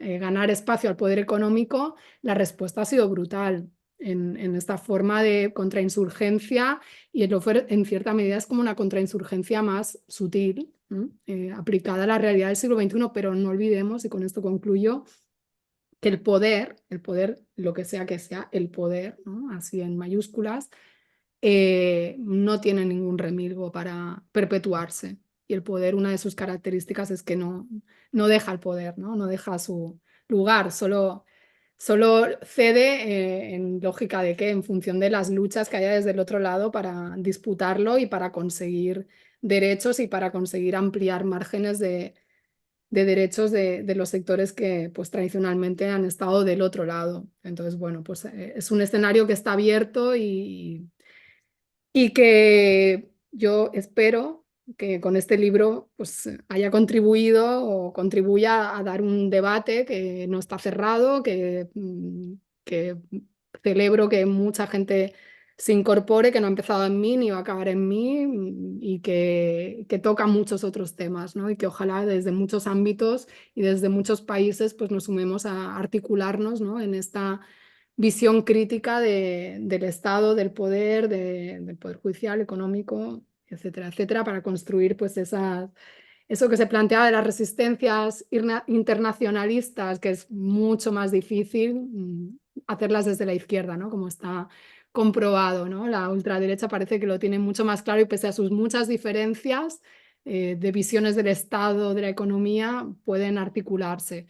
La izquierda pues siempre está con los matices, con la verdad, el punto, ¿no? La pureza, y bueno, va en esta tradición. Pero quizás viendo a este enemigo tan potente deberíamos reflexionar. Es fácil hacer una teoría, luego la práctica, la política, pues lleva a lo que lleva. Pero bueno, a mí no me compete porque yo no estoy en el ámbito político, pero cada cual que tome nota en el suyo, ¿no? De cómo podemos contribuir a una unidad de acción y de reflexión que no sea sectaria y que ayude pues, a la emancipación de nuestros pueblos. Bueno, muchísimas gracias, Arantxa. Interesantísimo escucharte, de verdad. O sea, muy, muy, muy agradecidos de que hayas podido estar este ratito con nosotros. Iba a dar una última ronda de palabra a la mesa, ¿no? Para recoger ahí algunas preguntas y cuestiones también que han salido. Así que, Milay, por favor, adelante. Y luego cerramos con John. Vale, muchas gracias, Alberto. Me gustaría dialogar un poquito sobre el tema de lo que planteó Ruth y por ahí también Ara, creo, Mondragón en las preguntas comentaba lo del énfasis de las diferencias, estas guerras jurídicas. Nosotros tenemos todo un debate. El debate tiene que ver con la instrumentalización del derecho, con el uso del derecho. Y el uso del derecho es un uso, evidentemente, que no solo es de las derechas, también es de la izquierda. Eso está clarísimo y el derecho incluso es un fenómeno social que tiene un ámbito normativo, pero es un fenómeno social con incidencia política, económica, y al final, y es una relación social, y esa relación social condiciona ese campo en disputa que es dialéctico todo el tiempo y que se va a ir desarrollando todo el tiempo de una manera interesante, compleja, dialéctica, de contradicciones, de campo de disputa, etcétera. Y no se puede negar ni remotamente que todos los grupos lo usamos plenamente. La discusión está justamente, o la discusión se ha posicionado justamente, estoy hablando, no es solo una discusión mía, en el Grupo de Trabajo Claxo de Pensamiento Jurídico Crítico, lo llevamos ahí entre varios colegas porque justamente hay colegas que plantean, no, es que sí podemos hacer también guerras jurídicas desde la izquierda, y hay colegas que dicen, no, pues es que la forma en que se está haciendo el lawfare hoy, ese lawfare específicamente, que podemos ver los casos paradigmáticos de Argentina, Brasil y Ecuador, eh, es específicamente que tiene una modalidad que es un juicio a modo, y ahí es donde hay que ver las características, un juicio a modo, jueces egocéntricos, jueces formados en una situación geopolítica, como se ha planteado aquí, jueces formados también en Estados Unidos o desde Estados Unidos con toda una trayectoria de formación, de posgradual, etcétera, etcétera, con mucho egocentrismo, ¿no? Con pruebas falsas, que ahí es donde hay un punto muy importante. Ahorita no quiero hablar de otra cosa que es el puritanismo, tampoco vamos a caer en eso. Con una estigmatización mediática basada en mentiras, en decir mentiras una detrás de otra de quién eres, qué has hecho, cómo lo has hecho. A mí me parece que ahí es donde está el kit y el cambio fundamental de los usos estratégicos y políticos del derecho, con respecto a este lawfare en específico. Ahora, el lawfare es un tipo de guerra jurídica y hay muchas guerras jurídicas. Entonces, también tenemos que tener como distinción, están las guerras híbridas. En las guerras híbridas hay guerras convencionales, no convencionales. El libro de Arantxa es buenísimo para poder ir dilucidando todos estos conceptos, como hay guerra psicológica, todo el tema mediático, pero cómo se especifica esta guerra jurídica, que es un tipo de guerra jurídica. Entonces yo creo que ahí es donde hay un derrotero ético-político sin caer en el puritanismo, porque no solo es un tema de concepción de la política que podemos tener desde diferentes ámbitos del progresismo y de la izquierda, y otra cosa es la práctica, donde puede haber en la práctica muchísimas desviaciones de esto. Una cosa es lo que nosotros también proscribimos o decimos como postulado en la política y otra cosa también es la práctica política. En la práctica política puede haber muchos fenómenos y puede haber muchos problemas. Pero lo que sí yo diría es que distingamos y nos ayuda en este caso un texto como el de Arantxa, que está trabajando desde la práctica política y de lo que ha pasado hacia una teorización, y lo cual, como marxistas que por lo menos yo soy, digo, es una de las formas de trabajar de lo concreto a lo abstracto a lo concreto, y es muy importante porque así nosotros podemos decir, bueno, a ver, aquí hay una configuración y este es lawfare, y yo le llamaría en sentido estricto. Y eso no quiere decir que la izquierda va a hacer un lawfare en el sentido estricto con pruebas falaces, con una estigmatización, una manipulación mediática de decir mentiras, de usar fake news, etcétera, etcétera, que yo diría que no debemos usarlo como proyectos progresistas y que ahí no estamos.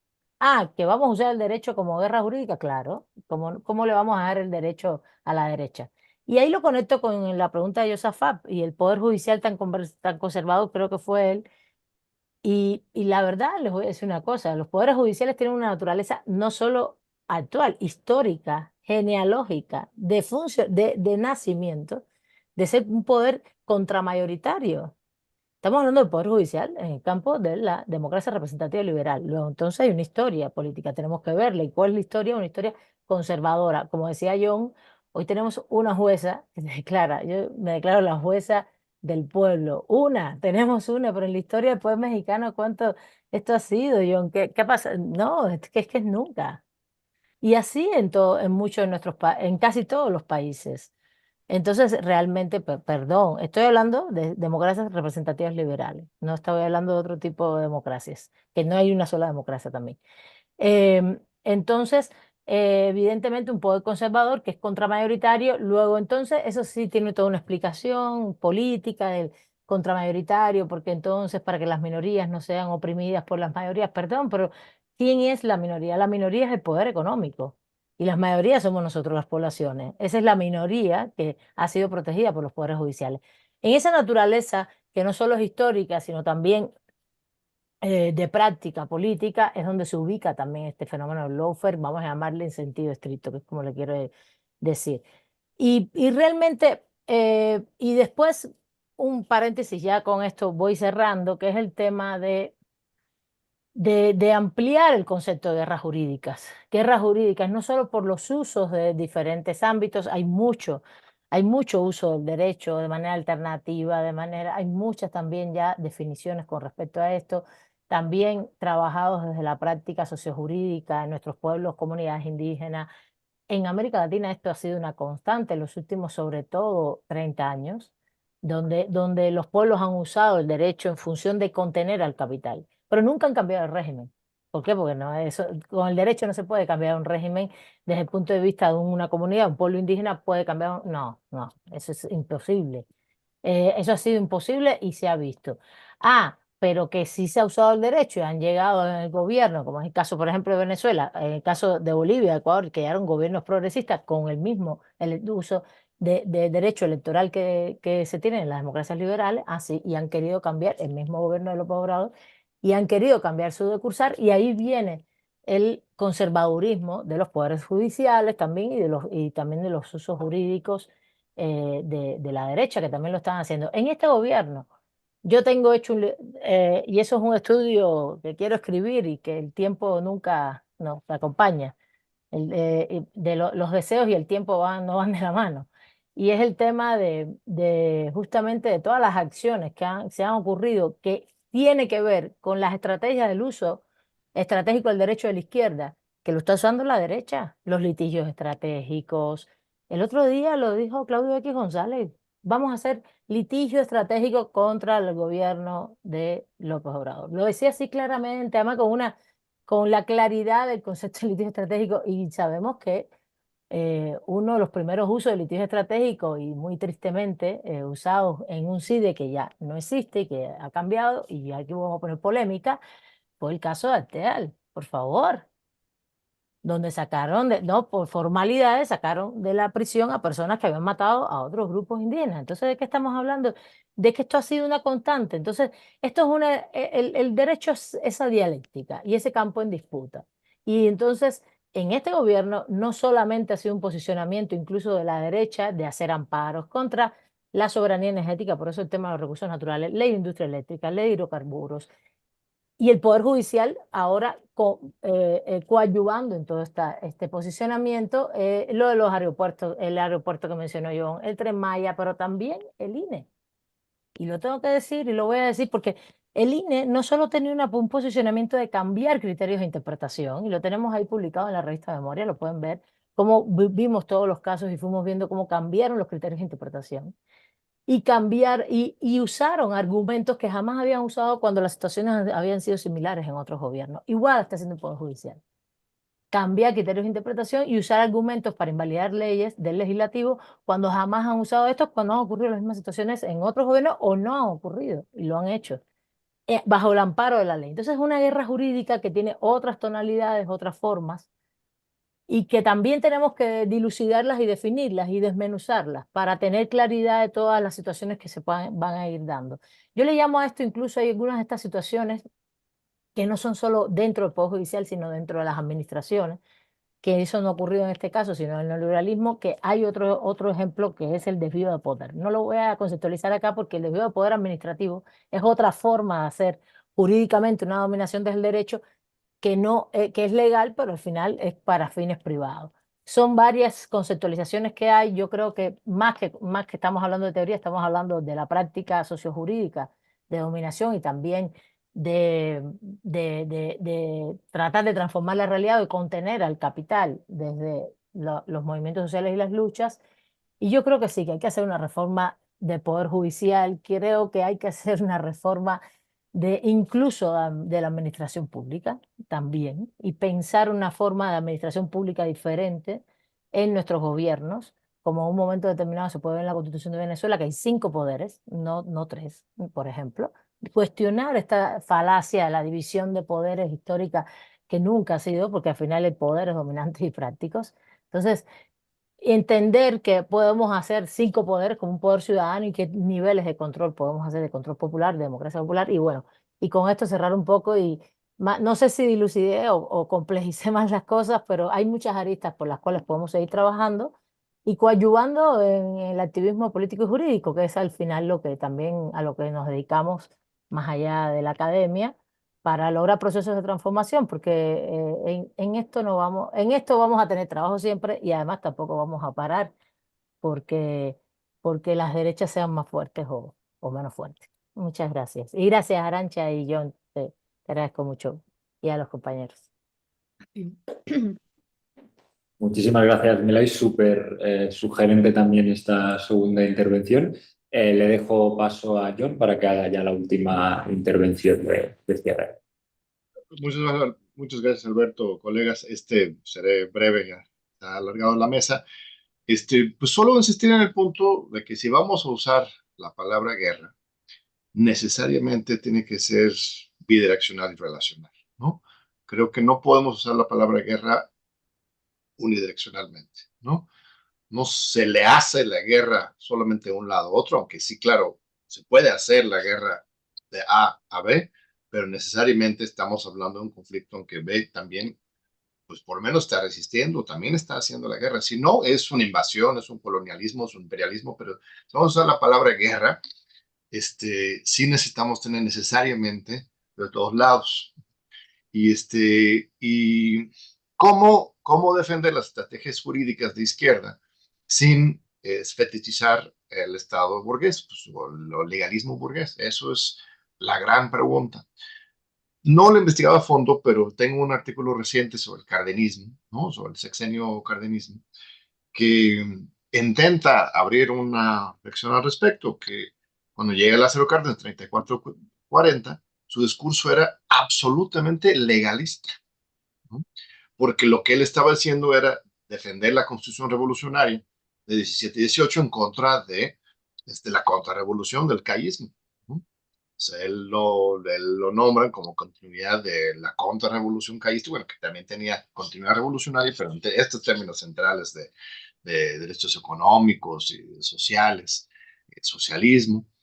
Cárdenas rápidamente se despega de su mentor, su jefe político, Calles, y recurre directamente a la Constitución de 17 con el fin de combatir la reacción, ¿no?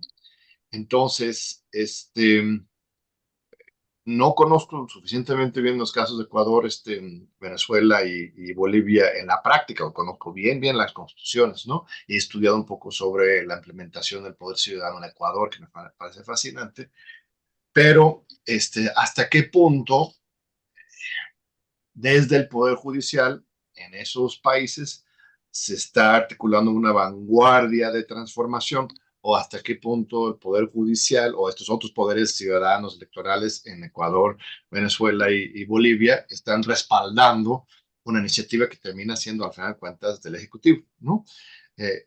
Siento que es el segundo, no es necesariamente crítica, pero nos faltan más casos de liderazgo del Poder Judicial, aunque siempre va a ser peligroso, porque como dice Milei, es un poder contra mayoritario, pero sí, no sé, siendo contra mayoritarios tampoco es necesariamente siempre malo, si la mayoría está con Milei, ¿no?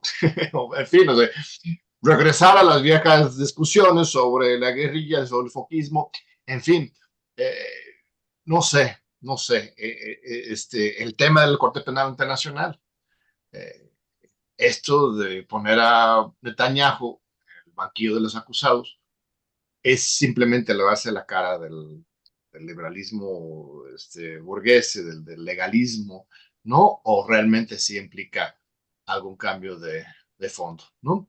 Entonces, no de fondo, pero por lo menos una subversión del sistema.